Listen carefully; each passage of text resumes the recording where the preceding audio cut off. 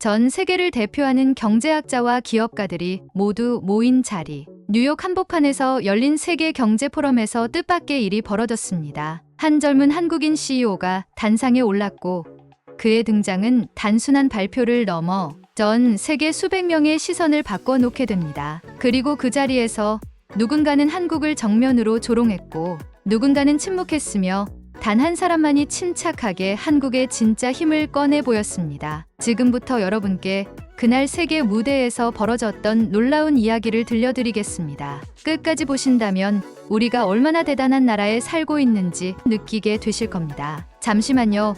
1초만 투자해서 좋아요, 구독 눌러주세요. 안녕하세요. 저는 한국에서 IT 스타트업을 창업해 운영하고 있는 강현우라고 합니다. 지금 이 사연을 제보하려는 이유는 바로 얼마 전 제가 겪은 너무도 충격적인 동시에 잊을 수 없는 순간을 누군가에게는 꼭 들려드리고 싶었기 때문입니다. 제가 뉴욕에 위치한 세계 경제 포럼에 참석하게 된 건 정말 뜻밖의 일이었습니다. 21세기 국가 경쟁력의 핵심 자원인가, 혁신인가 라는 다소 도전적인 주제로 열리는 이번 포럼은 경제계의 올림픽이라 불릴 만큼 세계 각국의 경제학자와 기업가, 정책 입안자들이 대거 참여하는 국제 무대였습니다. 처음 초청 메일을 받았을 때 저는 한참을 모니터만 바라보고 있었습니다. 저 같은 젊은 CEO에게 왜 이런 기회를 주었는지 의아했지만 메일을 끝까지 읽고 나서야 이해할 수 있었습니다. 그들은 혁신적인 아이디어로 자원 부족을 극복하고 있는 국가의 젊은 리더를 찾고 있었고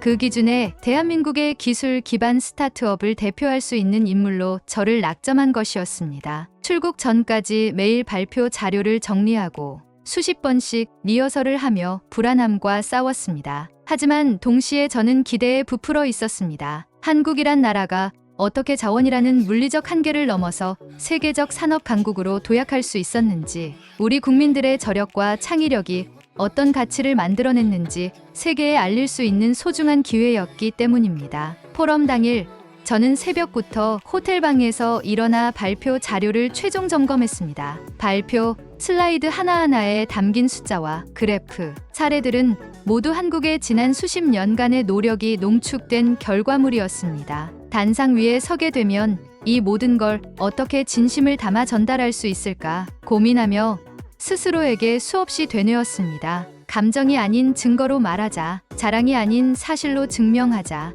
행사장은 뉴욕 맨해튼 중심의 대형 컨벤션 센터에 마련되어 있었고 첫눈에 보기에도 규모와 분위기에서 압도감이 느껴졌습니다. 보안 검색대를 지나 입장하자마자 세계 각국에서 온 다양한 사람들의 언어가 사방에서 흘러나왔습니다. 배지를 목에 걸고 대기실로 향하는 길목에서만도 미국의 경제 전문지 편집장, 독일의 스타트업 창업가, 일본의 대기업 부사장 등 다양한 사람들과 인사를 나누었습니다. 그들은 저를 한국의 라이징 스타라고 부르며 기대감을 표하기도 했습니다. 그 말에 솔직히 부담도 느꼈지만 자랑스러움이 더 컸던 것도 사실입니다. 하지만 제게 닥친 현실은 너무도 냉혹하고 갑작스러웠습니다. 행사의 두 번째 세션, 중국 대표로 참석한 리우밍 교수의 발표가 시작되었습니다. 그는 이미 전 세계적으로 영향력 있는 경제학자로 손꼽히는 인물이었기에 모두의 이목이 집중된 상황이었죠.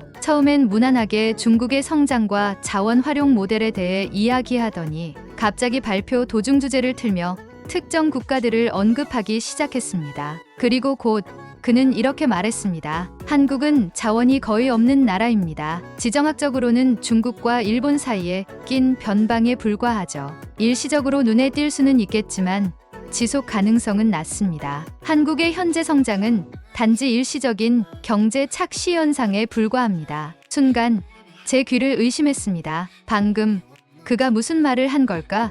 저를 비롯한 몇몇 사람들은 순간적으로 주변을 둘러보았습니다. 그리고 리우밍 교수의 말에 고개를 끄덕이는 청중들의 모습을 목격한 순간 가슴 한쪽이 턱 막히는 듯했습니다. 그 발언은 단지 한국을 비하하는 차원이 아니었습니다. 한국이라는 나라가 쌓아온 모든 노력과 혁신, 그 위에 있는 수많은 기업인들과 국민들의 땀과 눈물을 단 한 줄의 문장으로 비웃은 것이었습니다. 그 순간 저는 제 이름이 불릴 때까지 단 몇 분이었지만 마치 몇 시간을 기다리는 것 같은 고통을 느꼈습니다. 그 짧은 시간 동안 제 머릿속에는 수많은 장면이 스쳐 지나갔습니다. IMF 외환위기 때 집을 팔고도 무너진 기업을 지키려던 아버지의 친구, 밤새워 개발한 코드가 새벽에 겨우 돌아가던 첫 번째 창업의 순간, 한국 스타트업은 글로벌 진출이 불가능하다는 말 속에서도 유럽 클라이언트를 유치하던 그때의 감동, 그런 모든 순간들이 떠오르며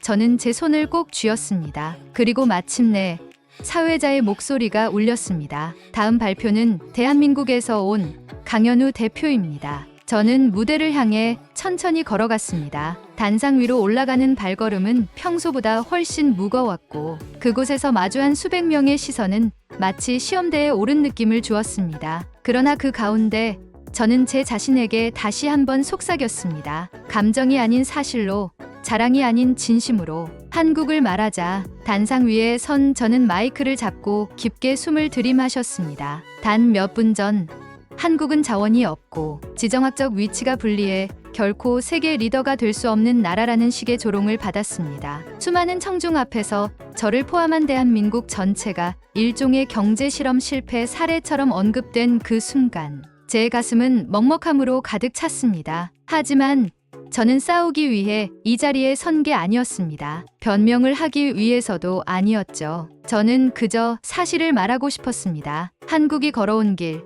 그리고 우리가 만들어낸 결과들을 있는 그대로 보여주고 싶었습니다. 그래서 조용히 말문을 열었습니다. 한국은 맞습니다. 자원이 부족한 나라입니다. 석유도 없고 땅덩어리도 크지 않죠. 그러나 저희는 그래서 더 배워야 했고 더 도전해야 했습니다. 우리는 선택이 아닌 필수로 혁신을 택했습니다. 그 말을 시작으로 저는 준비해온 발표 자료를 천천히 띄우기 시작했습니다. 첫 슬라이드는 한국의 ICT 수출 비중에 관한 자료였습니다. 반도체, 디스플레이, 스마트폰, 그리고 인공지능 기술까지 한국은 이미 전 세계 주요 기술 분야에서 핵심 공급국으로 자리매김하고 있었습니다. 그 중에서도 삼성전자의 반도체 사업은 단연 돋보였습니다. 글로벌 시장 점유율 1위, 초미세 공정 기술 확보, 미국과 유럽의 대규모 반도체 공장을 설립하며 공급망 안정에 기여하는 모습은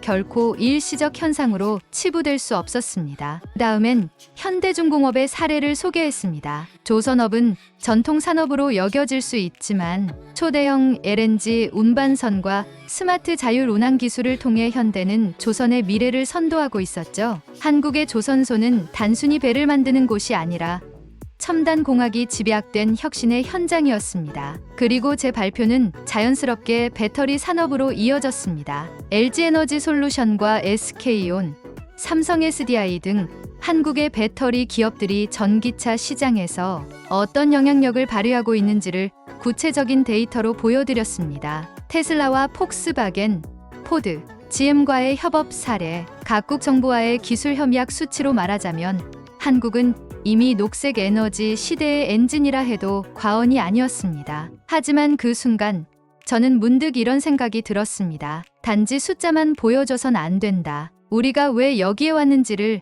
그 정신을 보여줘야 한다. 그래서 저는 자료를 넘기다 말고 청중들을 바라보며 말했습니다. 저는 오늘 아침에도 한국에서 화상회의를 하고 왔습니다. 저희 팀의 개발자는 어젯밤 3시까지 코드 작업을 하다가 잠깐 눈 붙이고 저를 응원하며 메시지를 보냈죠. 형, 잘하고 오세요. 우리가 만든 기술이 한국의 자존심입니다. 라고요. 그 말을 전하는 제 목소리에는 저도 모르게 울컥함이 묻어났습니다. 저는 이어서 BTS와 블랙핑크, 기생충, 오징어 게임과 같은 문화 콘텐츠의 성공도 언급했습니다. 그들이 세계 무대에서 사랑받는 이유는 단순히 퀄리티 때문이 아니었습니다. 그 속에는 한국인의 정서, 끈기, 그리고 끊임없이 도전하는 정신이 담겨 있었기 때문이었죠. 우리는 단지 세계가 놀라워할 만한 기술과 콘텐츠를 만든 것이 아니라 세계가 공감하고 함께 느낄 수 있는 이야기를 만들어 왔습니다. 그리고 그 배경에는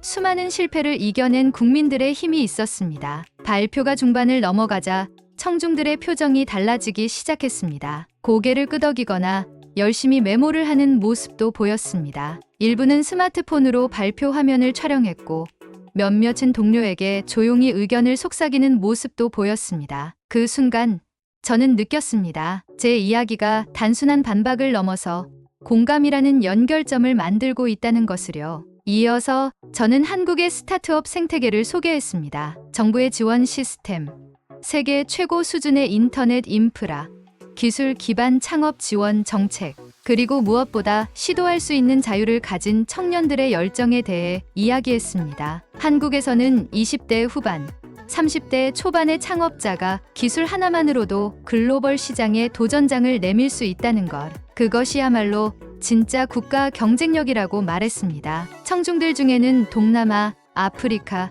중남미 등 자원이 부족한 국가에서 온 젊은 기업가들이 많이 있었습니다. 그들은 제 발표에 가장 큰 관심을 보였습니다. 발표 후반에는 자연스럽게 그들의 눈이 반짝이는 것이 느껴졌습니다. 여러분, 저는 자원이 없다고 약하다고 생각하지 않습니다. 오히려 그 결핍이 우리에게 창조적 상상력을 심어주었습니다. 한국은 그렇게 살아남았고 이제는 앞서 나아가고 있습니다. 이 말로 발표를 마치자 청중들 사이에서 박수가 터졌습니다. 그리고 누군가는 조용히 이렇게 말하는 것이 들렸습니다. 그는 자신의 나라를 자랑한 것이 아니라 가능성을 보여줬어. 그 말이 제 귀에 또렷이 남았습니다. 그리고 그 순간 저는 알 수 있었습니다. 한국의 이야기가 누군가에게는 희망이 될 수 있다는 걸요. 발표가 끝난 직후 저는 단상 아래로 내려오며 살짝 숨을 돌렸습니다. 심장이 아직도 빠르게 뛰고 있었고 손에는 식은땀이 맺혀 있었습니다. 하지만 그와 동시에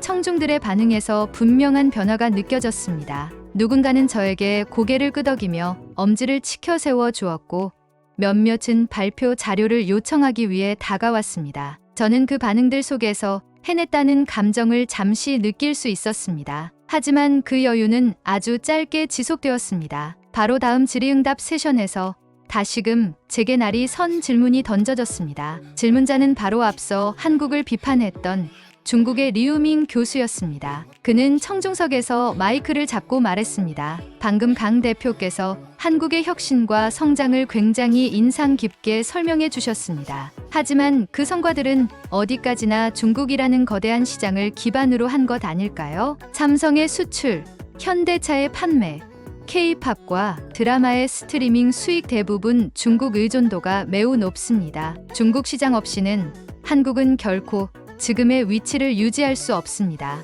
이건 부정할 수 없는 사실 아닌가요? 순간 저는 정면에서 차가운 물을 뒤집어 쓴 듯한 기분이 들었습니다. 방금 전까지 이어진 긍정적인 분위기가 그 질문 하나로 싸늘하게 식어버릴 것 같은 위기감이 몰려왔습니다. 청중들도 일제히 제 쪽을 바라보며 반응을 기다렸습니다. 저는 다시 깊게 숨을 들이마셨고 마음속으로 되뇌었습니다. 흔들리지 말자. 이건 진실을 보여줄 기회다. 저는 마이크를 다시 들고 조용히 말문을 열었습니다. 리우밍 교수님의 지적 감사드립니다. 실제로 한국은 오랜 시간 동안 중국 시장을 중요한 파트너로 여기며 다양한 교역을 이어왔습니다. 그건 사실입니다. 하지만 그것이 전부는 아닙니다. 그 순간 발표 자료를 다시 꺼내며 저는 준비해왔던 시장 다변화 전략에 대한 데이터를 보여드렸습니다. LG에너지 솔루션의 유럽 배터리 공장, 삼성전자의 미국 파운드리 투자, 현대차의 인도, 동남아 시장 확장 사례 등 실제로 한국 기업들은 지난 몇 년간 중국 의존도를 낮추기 위한 다양한 노력을 실천해 왔습니다. 팬데믹 기간 동안 우리는 분명 배웠습니다. 특정 국가에 대한 과도한 의존은 위험합니다. 그래서 한국은 이제 전략적 분산을 통해 안정성과 지속 가능성을 추구하고 있습니다. 청중석 곳곳에서 고개를 끄덕이는 모습이 보였습니다. 그런데 그때였습니다. 제가 말을 이어가려는 찰나 누군가가 중얼거리는 것이 제 귀에 들어왔습니다. 그래도 한국 사람들은 좀 지나치게 자기 나라에 대한 자부심이 강하지 않아? 그 한마디에 저는 알 수 없는 감정이 치밀어 오르기 시작했습니다. 그 말은 단지 하나의 의견일 수 있겠지만 순간 제 발표 전체가 감정적인 애국심으로 치부될 수도 있다는 생각이 들었습니다. 그리고 그 불안감은 이내 현실이 되었습니다. 이어서 또 다른 청중이 손을 들고 질문을 던졌습니다. 대표님, 솔직히 말씀해 주세요. 이렇게까지 자기 나라를 자랑하는 발표를 하신 이유가 감정적인 대응은 아니신가요? 아까 중국 교수님의 발언이 불쾌하셨던 건 사실이잖아요. 그 질문은 저를 깊은 고민에 빠지게 만들었습니다. 맞습니다. 저는 솔직히 그 발언에 분노했습니다. 하지만 그 분노가 저의 발표를 이끈 동력은 아니었습니다. 저는 단지 한국이 걸어온 여정을 있는 그대로 이야기하고 싶었을 뿐이었습니다. 제 대답은 잠시 멈칫했습니다. 청중들의 시선이 집중된 그 순간 저는 단상에 다시 섰고 천천히 마이크를 들었습니다. 사실 저도 감정이 있는 사람입니다. 불쾌했냐고요? 네, 솔직히 많이 속상했습니다. 하지만 저는 그 감정을 감추기 위해 이 자리에 선 것이 아닙니다. 오히려 그 감정을 넘어서기 위해 여기까지 왔습니다. 제가 자랑하고 싶었던 건 한국이라는 나라 그 자체가 아닙니다. 그 속에서 실패를 두려워하지 않고 매일을 도전으로 채워나가는 평범한 국민들의 모습이었습니다. 그들의 삶이, 그들의 열정이 바로 오늘날 한국을 만든 것이니까요. 그 말을 마친 뒤 저는 깊은 숨을 쉬고 마이크를 내려놓았습니다. 긴 정적이 흐른 뒤 청중들 중 누군가 조용히 손뼉을 치기 시작했습니다. 그리고 그 박수는 점점 커지며 어느새 포럼 전체에 울려 퍼졌습니다. 그 순간 저는 비로소 알 수 있었습니다. 이 무대는 단지 지표와 수치로 논쟁하는 자리가 아니라 진정성이 통하는 곳이라는 것을요. 그날 제 발표가 끝나고 이어진 박수는 단순한 예의가 아니었습니다. 그것은 분명한 공감이었고 인정이었습니다. 한동안 포럼장의 분위기는 조용하면서도 묘하게 뜨거웠습니다. 각국에서 온 참가자들은 발표가 끝난 직후 제게 다가와 손을 내밀며 인사를 건넸습니다. 제 눈앞에 펼쳐진 광경은 단순히 연설을 잘 마쳤다는 차원을 넘어서 한국이라는 나라가 누군가에게 진심으로 의미 있게 다가갔다는 것을 증명해주는 순간이었습니다. 처음 다가온 분은 동남아시아에서 온 젊은 기업가였습니다. 그는 눈빛이 반짝이며 저에게 이런 말을 했습니다. 한국은 저희 나라와 마찬가지로 자원이 부족한 나라잖아요. 그런데 오늘 대표님의 발표를 들으며 저희도 할 수 있다는 용기가 생겼습니다. 기술과 사람, 그리고 아이디어만 있다면 우리도 미래를 만들 수 있다는 생각이요. 그 말에 저는 깊이 고개를 숙여 인사를 드렸습니다. 한 아프리카 출신 경제학자는 제게 다가와 자신의 명함을 건네며 말했습니다. 당신이 오늘 보여준 것은 한국의 성공이 아니라 성장할 수 있는 사람들의 가능성입니다. 우리는 늘 자원이 없다는 이유로 뒤처졌다고 생각했는데 오늘 발표는 제 인생의 관점을 바꿔 놓았습니다. 순간 저는 가슴 한가운데가 찌르르하게 울리는 듯한 감정을 느꼈습니다. 오늘 제가 준비했던 발표의 핵심은 숫자도 아니고 기업 성과도 아니었습니다. 그것은 바로 한국이 어떻게 결핍을 기회로 바꿨는가, 그리고 자원보다 사람, 크기보다 가능성이라는 메시지였습니다. 그 메시지가 이 자리에서 전달됐다는 사실만으로도 저는 벅찬 감동을 느꼈습니다. 그날 밤 포럼 주최 측에서는 특별히 베스트 프레젠터 시상식을 진행했는데 저는 참가자 투표로 선정된 최고의 발표자로 호명되는 영광을 안았습니다. 순식간에 수백 명의 눈이 저를 향했고 저는 얼떨떨한 기분이었습니다. 정장을 단정히 여미고 마이크 앞에 섰을 때 저는 잠시 말이 막혔습니다. 저는 대한민국이라는 나라가 누군가에게는 여전히 작고 자원이 부족한 나라일 수 있다는 사실을 부정하지 않습니다. 하지만 저는 그 안에서 살아온 사람으로서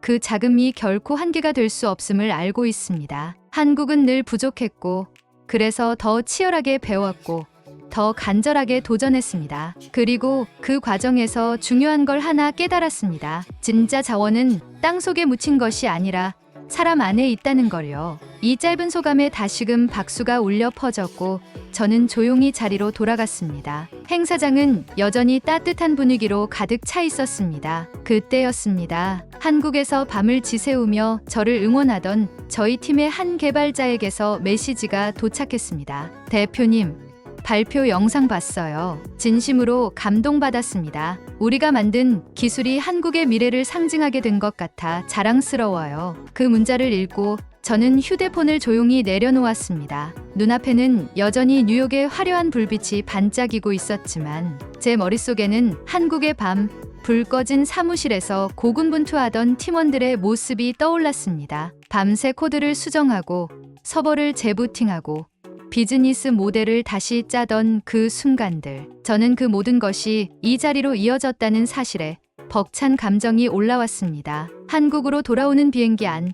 저는 창밖을 바라보며 오랜 생각에 잠겼습니다. 이 여정은 단지 한 번의 발표를 위한 출장이 아니었습니다. 그것은 한국이란 나라가 걸어온 길과 앞으로 세계 무대에서 어떤 역할을 할 수 있을지를 확인하는 시간이었습니다. 그리고 저는 그 한 부분에 작게나마 함께할 수 있었음에 감사했습니다. 마지막으로 이 사연을 읽고 계신 분들께 꼭 전하고 싶은 말이 있습니다. 한국은 자원이 부족한 나라입니다. 그렇기 때문에 더 많은 것을 생각했고, 더 열심히 준비했고, 더 크게 꿈꿨습니다. 우리는 작은 나라일 수는 있지만 작다고 해서 작게 생각하지 않았습니다. 우리는 늘 한계를 현실로 받아들이기보다 그것을 넘어서기 위한 방법을 고민해왔습니다. 그래서 저는 감히 말하고 싶습니다. 한국은 작지만 가능성을 크게 만드는 나라입니다. 그리고 그 중심에는 늘 사람이 있었습니다. 부모님 세대가 고속도로를 깔고 우리 세대가 광 케이블을 심고